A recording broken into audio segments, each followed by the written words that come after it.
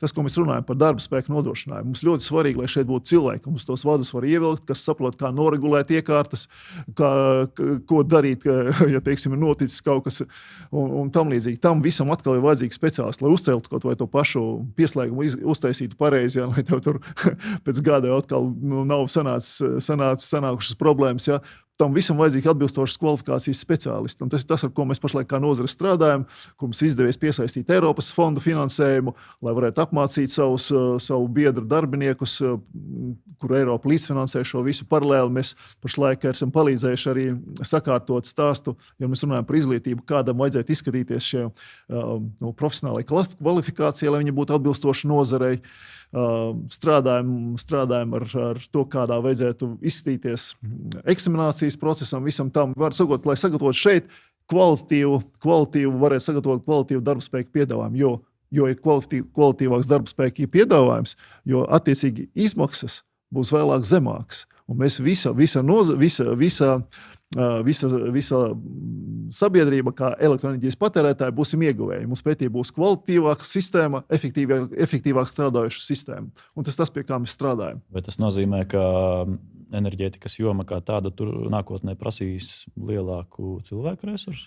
Viņi prasīs milzīgu resursu. Ja mēs ejam tā, kā mēs esam to iecerējuši, un tā kā to pasaules trendi, ko mēs redzam, ka tomēr tā elektrifikācija notiek, nāk iekšā mākslīgais intelekts, datu centri, ka tā būs, un tas ir milzīgākais enerģijas patēriņš. Tas būs papildus izaicinājums energostruktūrai. Ja mēs paralēli ņemam to, ka iekšā nāk šie visdažādākie ģenerācijas veidi, kur ģenerācija un patēriņš savā starpā nesakrīt, kurus atkal vajadzēs salāgot, kur atkal vajadzēs veidot šīs viedās sistēmas, kur vajadzēs tīklus viedizēt, paredzēt šīs vadības, par ko es jau runāju, kad viena lieta ir, ka mēs varam vienkārši sevi tur dubultā nodrošināt ar visām jaudām, un otra lieta ir, ka mēs izveidojam sistēmu, kas var gudri un efektīvi vadīt visus šos procesus, ja, lai izlāgotu savā starpā.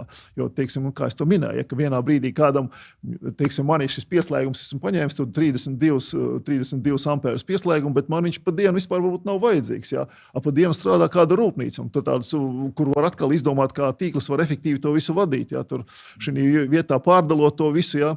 Nevis, kad paralēli jāveido par vairākiem miljoniem kāds pieslēgums, bet esošās infrastruktūras ietvaros to var panākt, ka viņi efektīvāk tiek izmantot, un mēs šos miljonus neiztērējam un padarām savu sistēmu efektīvāku. Tas nozīmē, ka jūs jauniešiem, kas pabeidz vidusskolu, varētu dot padomu studēt šo nozari. Viennozīmīgi. Es to vienmēr esmu uzsvēris. Pirmkārt, bērni mācieties fiziku. Tas ir ļoti interesants priekšmets, ļoti noderīgs priekšmets.